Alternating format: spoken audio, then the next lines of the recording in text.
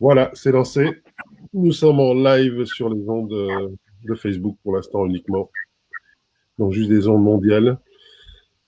Voilà, ce soir encore, j'invite, vous voyez, 4 personnes, 4 poètes, 4 slameurs, qui sont Jérémy Tolomé de Charleroi, Goya Kayag, qui est à la fois de Namur et de Bruxelles, grosso modo, et Kevin Larage, qui vient de Rennes. Salut. Voilà. Donc, je vais donner maintenant la parole à Jérémy Tolomé pour son moment de lecture. C'est à toi, Jérémy. Merci. Merci David. Bonsoir à tous. J'avais envie ce soir de vous lire quelques mots de Lisette Lombé, extrait de son dernier bootleg, Tenir.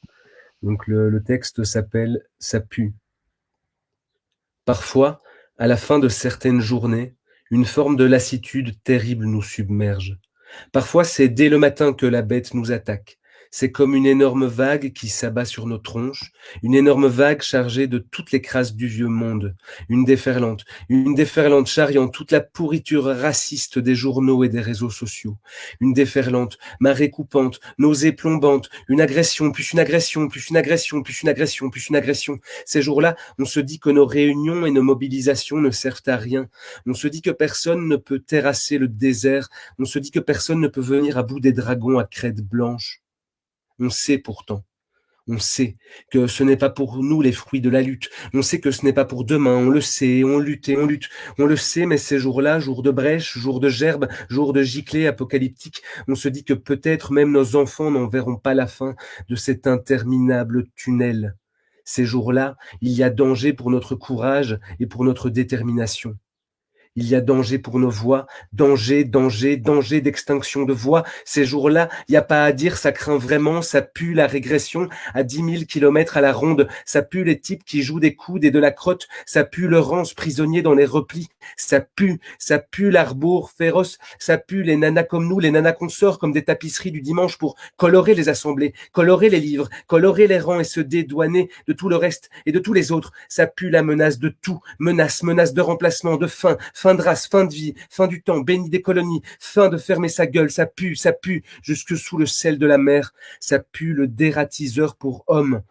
Toi, homme noir, toi, homme rome, toi, homme arabe, ça pue cave vide, cerveau vide, multiplication des frontières et des décrets et des arrêtés royaux, ça pue les troupeaux morts, ça pue les fronts bas, ça pue les sauterelles, ça pue les ténèbres, les pantoufles, monnaie de singe et conte d'apothicaire, ça pue. Alors, on relit nos anciens textes, on relit nos anciens poèmes, on les relit, pour ne pas se décomposer, pour ne pas capituler, pour tenir debout, tenir fierté, tenir justice, tenir. On relit nos anciens textes, on relit nos anciens poèmes, nos premiers, nos naïfs, nos sans artifice, textes de début, textes des aurores, car eux seuls peuvent nous crier que nous ne sommes pas zinzin, pas ouin-ouin, que nous ne sommes pas parano, pas hystériques, que nous ne sommes pas folles. Tenir. Voilà, c'était un texte joyeux de Lisette Lombé, qui est en fait la première slameuse que j'ai réellement vue sur scène. Et donc, c'était ma première scène slam et Lisette Lombé était là. Et donc, j'en ai pris plein les yeux. Je me suis rendu compte que le slam, c'était réellement un art, que c'était pas uniquement un outil de travail social, parce que parfois, on l'utilise. C'est surtout un art et ça doit le rester. Et donc, voir Lisette pour ta première scène slam, ça marque. Et donc, merci à toi, Lisette. Et donc, pour enchaîner sur un texte plus personnel, justement, Lisette m'a contacté en tout début d'année pour que j'écrive un texte sur mon ressenti par rapport à la vie d'artiste en Belgique et ce fameux statut artiste, entre autres. Et donc, ça donne le texte Légitime défense.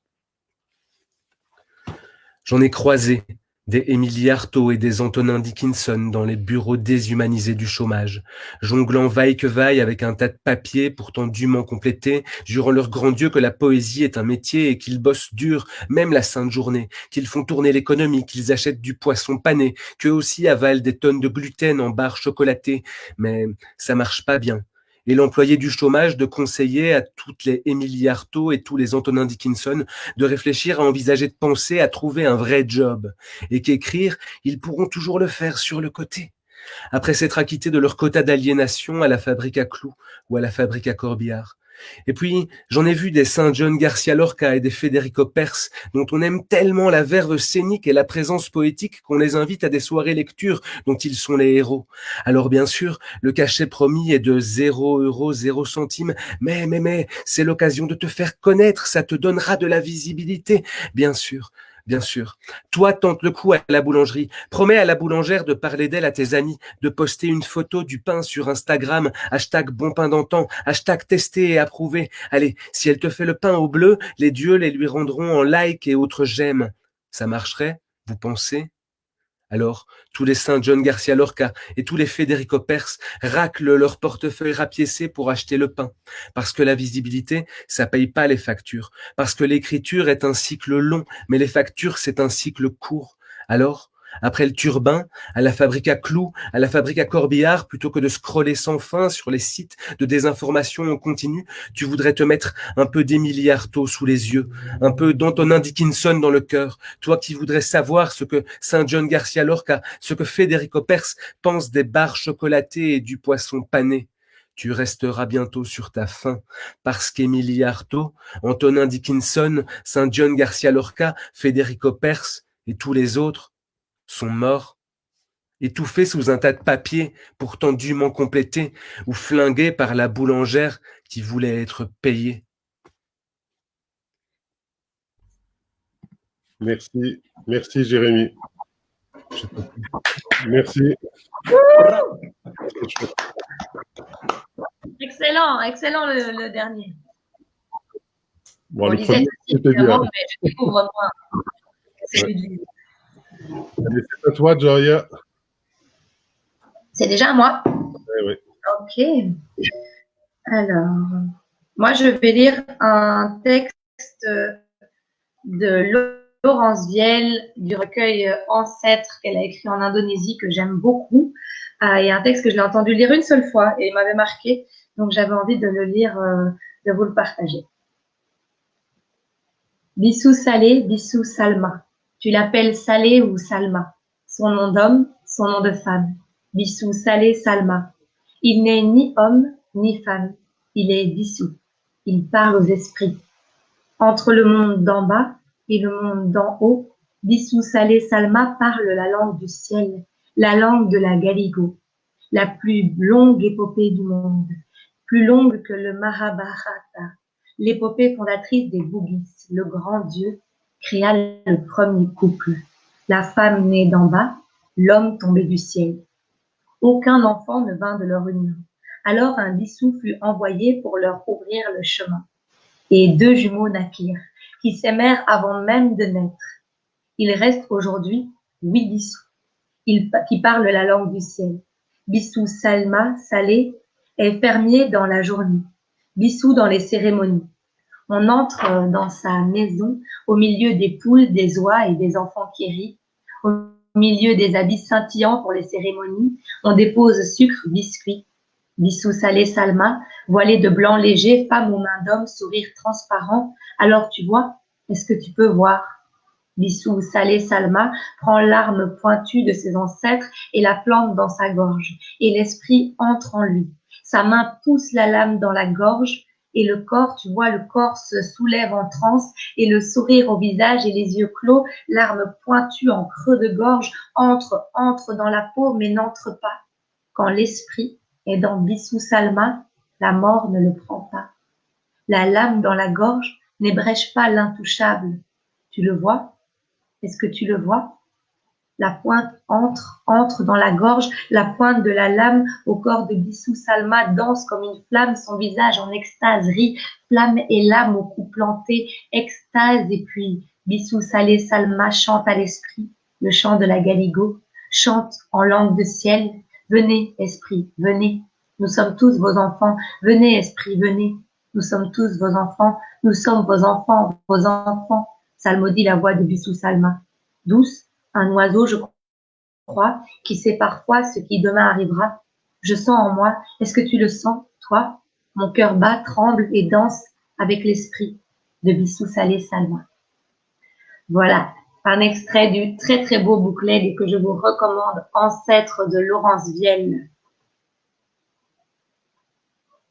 Alors, je continue. Je vais continuer avec un texte de moi, quand même, hybride, mon dernier bookleg aux éditions Maelstrom, évidemment. Ça s'appelle Avertissement et ça se trouve au début du recueil. La poésie, ça ne sort pas de la bouche des poètes. Qu'importe qu'ils lisent, déclament, hurlent ou chuchotent leurs textes, qu'ils s'asseyent en tailleur ou sur le tronc d'un arbre, qu'ils vous parlent d'ailleurs ou de votre village, qu'ils prennent bien trop d'ampleur ou qu'ils restent de marbre, peu importe qu'ils soient seuls ou qu'une foule les acclame, qu'ils cherchent les hauteurs ou tranchent comme le sabre, qu'ils abdiquent sans tête, décortiquent, s'acharnent malgré les cris, la sueur, les incessants palabres. Non, la poésie, ça ne sort pas de la bouche des poètes. Ça s'en échappe peut-être, parfois, sans faire exprès. Ça surgit au hasard, ça voyage et se perd. Il arrive que ça s'égare jusqu'au bord de leurs lèvres. En des instants trop rares, ça les prend, les traverse, comme dans un ciel d'orage que soudain l'éclair zèbre, quand la lumière ne flash que pour mieux disparaître. Invisible, ça se cache toujours ailleurs, derrière. Libre comme l'air, ça s'évade, sans attache et sans maître. La poésie, ça ne sort pas de la bouche des poètes. C'était là bien avant grec et latin, avant griot, académie, alexandrin. C'était là papillon que tu n'attraperas pas, avant les contes, les fables, dans le feuillage des arbres, dans les yeux des enfants, dans le nuage qui passe, dans le jeu des amants, dans la pluie et les flammes, habitant le silence, bien avant les miroirs, suspendu quelque part, un brousse-poil de l'histoire, tournoyant dans tes bras, dans chaque seconde de joie, dans tout ce qui filera toujours entre tes doigts. C'était là, dans les larmes pour l'ami qui s'en va, dans les rêves et les drames, dans les toutes premières fois. C'était là bien avant. Tu t'en rappelles ou pas? Ça sera tout pour moi. Un peu d'ancêtre, un peu d'hybride. Merci, Joria. Merci à vous. C'est un plaisir de partager ça avec vous. Salut, Karl, qui nous regarde. Avec Karl, c'est mardi qu'on va se voir, avec Karl et Jesse James Lafleur. On va passer maintenant à Kevin. À La Rage, pardon. La Rage. Kevin et La Rage. Voilà. Bonsoir. Bonsoir. Je vais commencer avec un poème d'un ami salvadorien qui s'appelle Wills Mendes, qui a été ma porte d'entrée pour pratiquer la poésie au Panama. Et je vais vous lire un de ses courts poèmes en français. Ça s'appelle « Nous sommes les poètes ». Moi, je suis, nous sommes. Moi, je suis la mer explosant contre les roches, la dernière ardeur du crépuscule, le dernier souffle avant de tomber amoureux, la nuit qui refuse d'être éclairée par la rafale blessante. Le cri d'un homme qui n'a pas de toit, le cri d'une femme qui n'a pas d'espoir, le cri de la terre ouverte par les coups. Parce que je suis, nous sommes. Nous serons toujours l'encre et le papier, la voix de ce qui doit être dit, ce qu'ils ne disent pas et ce qu'on ne dit pas. Moi, je suis. On sera toujours la fenêtre cassée, la porte ouverte qui ne te sépare du monde.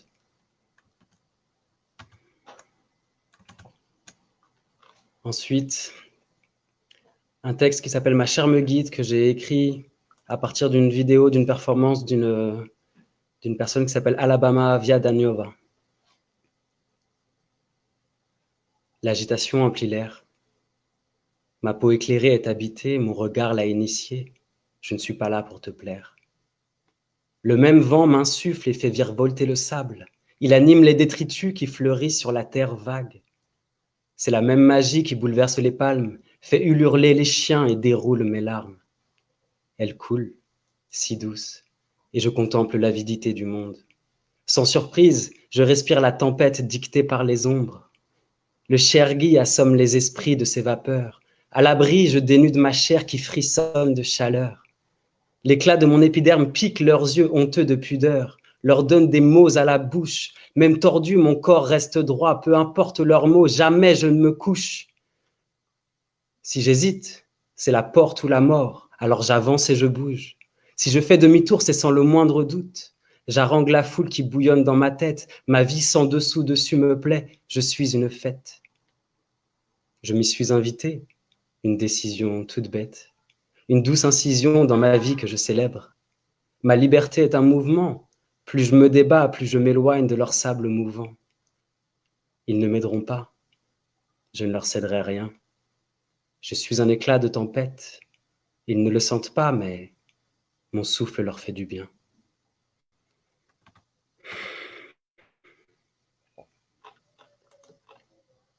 Et pour un petit dernier, un extrait d'un recueil que j'ai appelé Slam Junk Contestation,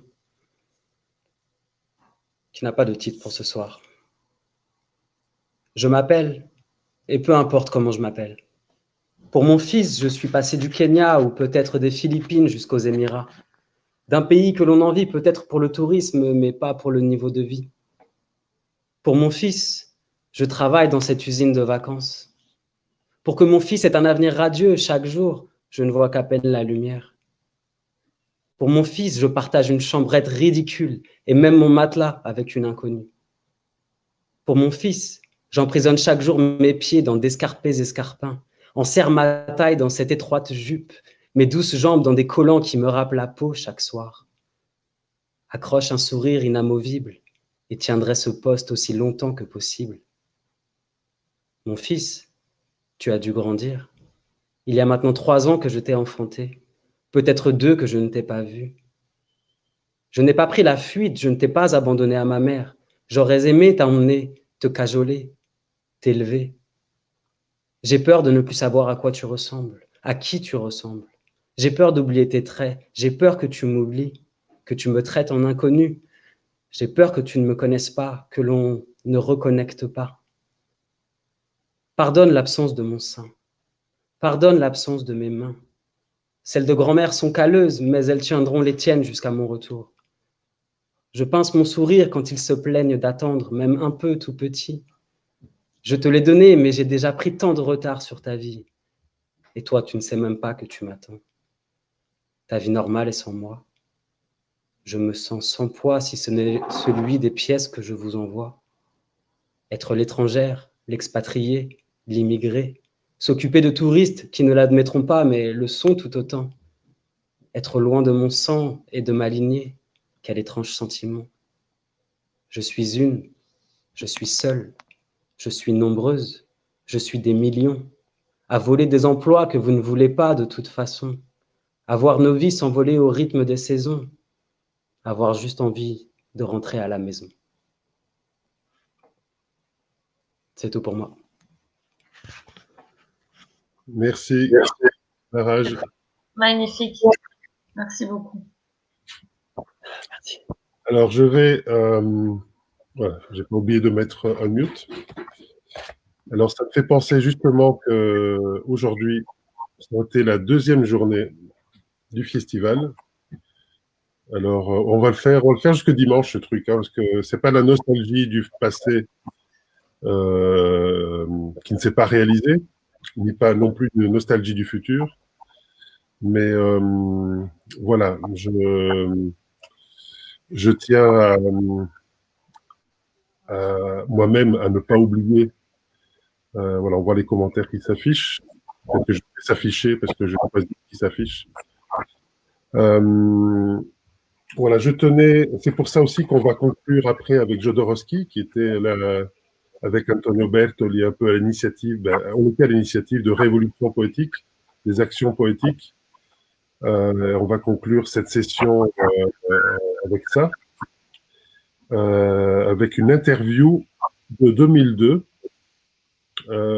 autour du premier livre qu'on a publié, qui était de Jodorowsky, qui était de ce dont on ne peut parler, De aquello que no se puede hablar, qui était son premier livre de poésie dans l'absolu, en fait, et que j'avais traduit de façon purement et totalement inconsciente.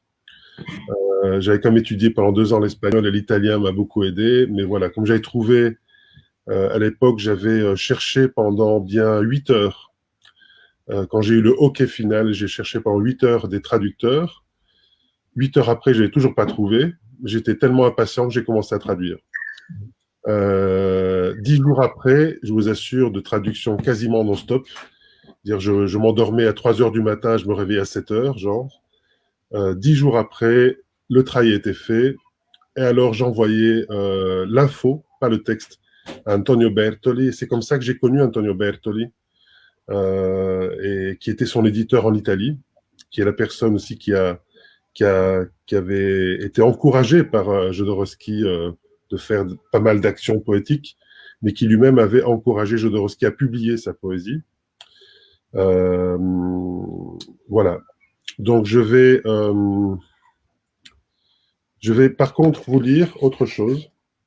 Une page de Histoire de lune, d'eau et de vent de Sohrab Seperi, qui est pour moi l'un des plus beaux poètes qui m'a été donné de découvrir ces dernières années. C'est un auteur iranien. Lumière, moi, fleur, eau. Pas de nuages, pas de vent. Je m'assieds au bord du bassin, tournoiement des poissons, lumière, moi, fleur, eau. Pureté de la grappe de la vie. Ma mère cueille du basilic. Pain, basilic et fromage. Ciel sans nuages, pétunia mouillé. La délivrance est toute proche, au milieu des fleurs du jardin. La lumière dans le bol de cuivre, quelle caresse elle verse. L'échelle sur un mur élevé apporte le matin sur la terre. Derrière un sourire se cache toute chose.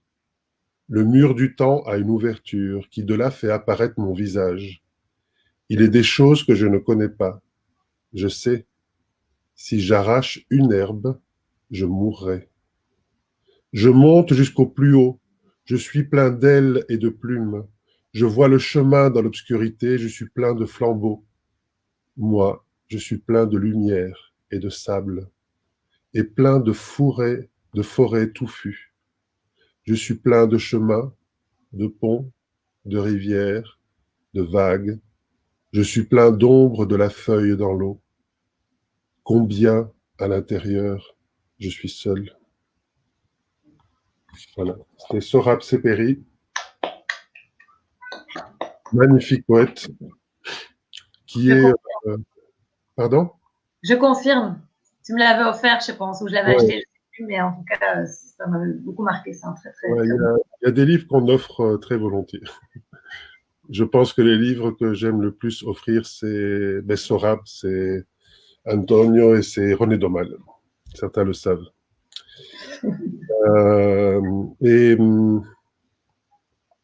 Voilà, donc demain, on va faire ce petit apéro stream symbolique avec une partie de l'équipe du festival. Et je vais continuer dans ces séries à inviter. Enfin, j'ai fait tantôt le planning j'ai commencé à faire un petit planning, mais j'ai pas envie que ça devienne non plus un boulot. Hein. Je veux dire, ça reste un plaisir. Ça a commencé de façon imprévisible, comme le confinement qui s'annonçait quand même. Mais j'ai commencé à faire ces lectures comme ça. Et puis tout d'un coup, se sont rajoutés dernièrement les invités. Donc je cite les prochains, je suis en train de lire sur mon écran.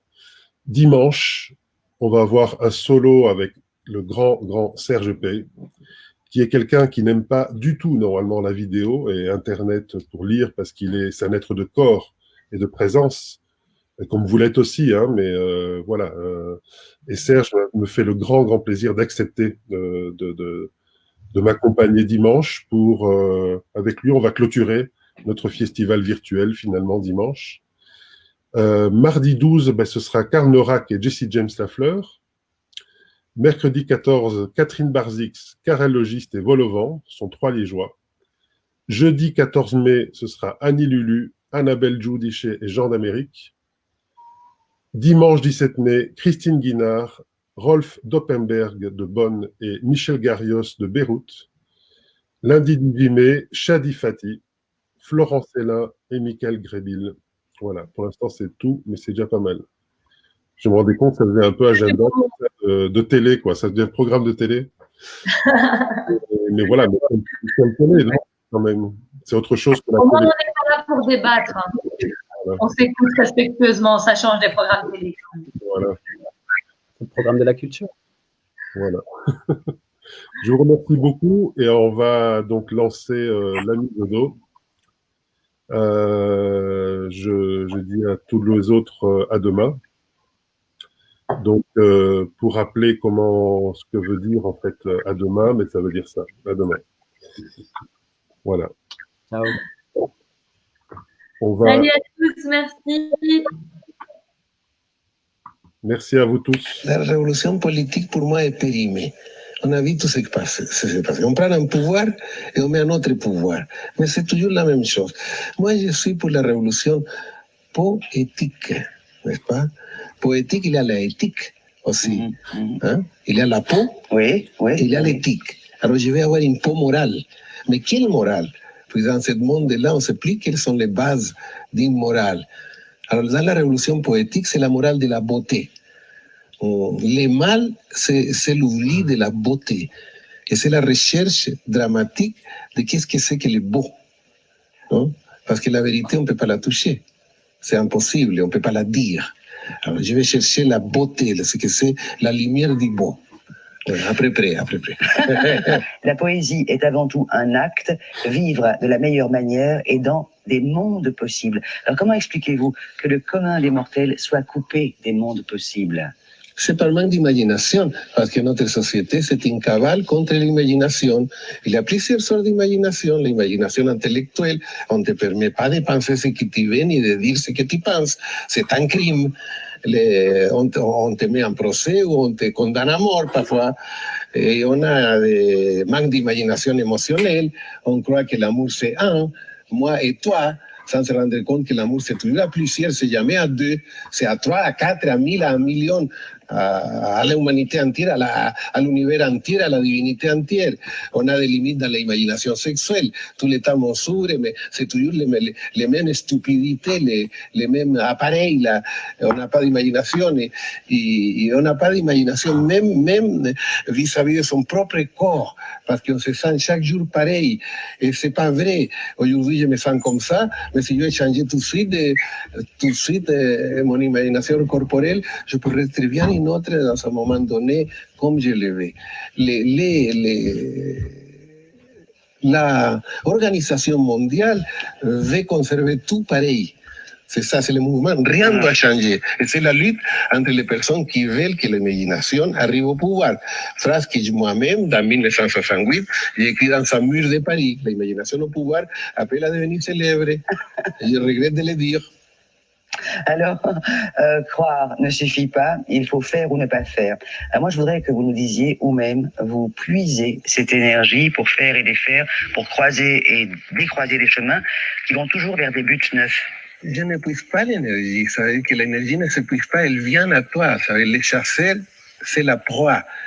Vous avez défini la poésie là, mais j'ai une autre définition de la poésie dans le même manifeste. Je dis, la poésie, c'est l'excrément lumineux d'un crapaud qui a mangé une luciole. Hein? Bon, c'est là vient l'énergie de manger des lucioles. Dans le néant total de mon être, dans le vide de mon être, quand je me couche la nuit, c'est l'obscurité absolue, passe des lucioles, passe des brives de vie, passe des brives d'émotion, des idées. Alors je mange cet éclatement de vie qui m'arrive dans le vide. Une personne m'a dit, comment on peut avoir la force? Je lui ai dit, et comment on peut avoir le bonheur? Alors, le bonheur, c'est être chaque jour moins angoissé que les précédents. On ne définit pas par affirmation, on définit par négation. Qu'est-ce que c'est fort? Être chaque jour un peu moins faible. C'est comme ça qu'on a l'énergie. Chaque jour, on est moins faible. À ce moment-là, on peut dire qu'on a l'énergie et la force. Si on est dans une société qui ne vit pas, on est dans une société superficielle où on cherche la superficialité avant tout pour que la société continue. La bourse est une grande pompe de savon, tu vois. On a une économie pompe de savon. On a une morale pompe de savon. On a une religion pompe de savon. On a une politique pompe de savon. Et si on ne vit pas dans une pompe de savon, on va penser qu'on est un assassin, on va nous condamner à mort, des choses pareilles. Alors, il faut, d'une fois pour toutes, arriver à être ce qu'on est. Ça, c'est le bonheur. Et le bonheur, c'est être ce qu'on est où on est. Dans le moment où on est, ici, maintenant, moi tel que je suis. Et moi tel que je suis, qui je suis? Alors, suffit-il, comme vous l'avez déclaré, de se prononcer créateur pour avoir plusieurs vies, de décider d'être créateur, de jouer au créateur? Non, disons qu'un arbre fait des pommes sans se proposer de faire des pommes. Il enfonce ses racines dans la terre, en même temps qu'il enfonce ses feuilles dans le ciel. Et de cette union du ciel et de la terre se produisent les fruits. Et après, les fruits vont être pris par les vents ou les oiseaux, et celui qui les mange ne sait pas qui l'a fait. Tu vois? Donc, on fait son œuvre et on la lance au monde. Et après, on ne sait pas qui la mange, les biens qu'il fait. On ne sait pas si on sait que c'est à nous ou qui on est nous. Aucune importance. Quand je mange une pomme, je ne pense pas quelle racine elle avait, quelle feuille elle avait. Alors, je n'ai pas décidé d'être créateur. Je fais ce qu'il fallait faire parce que si je ne faisais pas, je mourrais. C'est très simple. L'artiste, l'art, c'est comme un match de boxe. J'aime beaucoup la boxe. Mon ami adoré, c'est Tyson. Il adorait quand il a mangé une oreille de gars. C'est formidable. C'est un acte que j'appelle à l'époque, je l'aurais appelé panique. Alors, dans la boxe, on te frappe et c'est knockout. Et tu n'as pas aucune excuse à donner. Ou tu gagnes, ou tu perds. Et si tu perds, tu n'as pas d'excuse, tu n'as pas de talent. Ou tu as le talent, ou tu l'as pas. Mais tu ne peux pas passer toute ta vie à dire « Ah, je n'ai pas écrit parce que j'ai eu des enfants, parce que j'étais pauvre, parce que la société, parce que ci, parce que ça. » L'artiste, malgré tout, travaille. J'avais un ami peintre au Mexique qui disait qu'il n'avait pas d'argent, et Tamayo, Rufino Tamayo, le grand peintre mexicain, est arrivé. Alors il a écrit une lettre en l'envoyant toute la liste de matériel qu'il voulait pour faire son exposition, mi amigo Fierro. Et Tamayo le a répondu dans une lettre, écoutez, je vous donne rien. Quand Picasso n'avait pas d'argent, sur des papiers Juno, il faisait des tableaux avec ses excréments. Voilà. Un artiste ne peut pas dire qu'il n'a pas les moyens. On a toujours les moyens. C'est ça que je pense. Et un être humain ne peut pas dire je ne peux pas aimer. Mon cœur est fermé, mon cœur est mort. C'est pas vrai. Le cœur est rempli. Le cœur est rempli. Si on a les talents, on fait tout ce qu'il faut et on ouvre son cœur. Mais on doit prendre la décision de travailler sur soi et se dire, je ne vais pas un seul seconde de plus rester dans la souffrance. Ça suffit, je m'enlève la souffrance comme une veste. Je ne vais plus souffrir. Ça suffit, je me l'enlève. Parce que celui qui souffre, ce n'est pas moi. C'est une couche de mon cerveau infantile qui me prend la réalité, me manque la réalité. J'arrête d'être mon propre vampire. Ça suffit. Quand je vois les vampires, par exemple, les vampires se nourrissent du sang. Donc les vampires sont immortels. Mais je pense, moi, le sang des autres, c'est mon sang. Parce que la unique chose que je n'ai pas individuelle, c'est mon sang. Mon sang est pareil à le sang de tous. C'est pour ça qu'il y a la transfusion du sang. Donc le sang des autres, c'est mon sang. Alors arrête de salir mon sang. Arrête de la remplir de tabac. Arrête de la remplir d'alcool. Arrête de la remplir de drogue. Tu m'empoisonnes. J'en ai marre. J'en ai marre. Arrête. Qu'est-ce que ça signifie que tu me fasses un cancer? Qu'est-ce que ça signifie que tu me fasses une leucémie? Qu'est-ce que ça signifie? Pourquoi tu m'agresses en fumant? Pourquoi tu m'agresses en te droguant? Ça suffit. Tu veux qu'il n'y ait plus de la drogue? Tu veux que... Arrête, c'est pas la police qui va solutionner ça. C'est toi. Arrête de te droguer et la drogue est finie. Excuse-moi, je me suis enthousiasmé. Avant de nous quitter, j'ai encore la classique question à vous poser. Pourquoi osez-vous écrire? Pourquoi ose-je écrire? Non, je n'écris pas, je ne parle pas. Lacan disait, premièrement, je parle, après je pense. Mais cette parler qu'on a, cette écriture qu'on a, ce n'est pas nous qui le faisons. Ça se fait en nous. Pourquoi un pommier ose faire des pommes? Il n'ose pas, il les fait. Ça, c'est normal. Hein? On est différents, on est tous pareils, mais tous, nous avons des talents différents. Pourquoi vous me faites cette interview? Pourquoi osez-vous m'interviewer? Répondez-moi. Parce que j'ose tout, je crois. Bon, j'ai déjà fait votre réponse. Moi aussi, j'ose tout. On va se marier. Voilà. Voilà. Voilà, c'était. Voilà, moi j'étais à l'époque dans les coulisses du studio. C'était un moment, je vous assure, mémorable. C'était la première et seule fois dans cette émission d'ailleurs où quelqu'un retournait la question au dernier moment à Dolores Oscari. C'était la question qu'elle posait tout à la fin de chaque émission. Pourquoi osez-vous écrire? Et voilà, c'est un de mes gros souvenirs de cette émission, c'est cette inversion à la fin. Pourquoi oses-tu m'interviewer? Voilà, c'était un grand moment. Parce que Dolores Oscari, il faut savoir, c'était la seule journaliste, en dehors des journalistes italiens, qui était venue assister à la naissance du mouvement Révolution poétique à Gênes lorsque nous avions lancé des poèmes sur la ville de Gênes le 30 juin 2002. Et c'est comme ça que dans la foulée, on s'était un peu mieux connus et qu'on est devenus même amis. Donc Dolores, si tu nous regardes, bonjour. Ils se sont mariés? Non, Martin, ils ne se sont pas mariés. Jodorowsky s'est marié avec Pascal Montandon.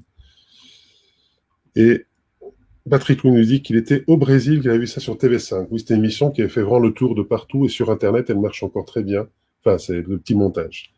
Je vous propose de remettre vos micros pour dire au revoir. C'est ton moment, hein, c'est ton moment. Là. Voilà. Tout le monde on est qu'à... Tu dis au revoir David. Au revoir Jérémy. Au revoir Kevin.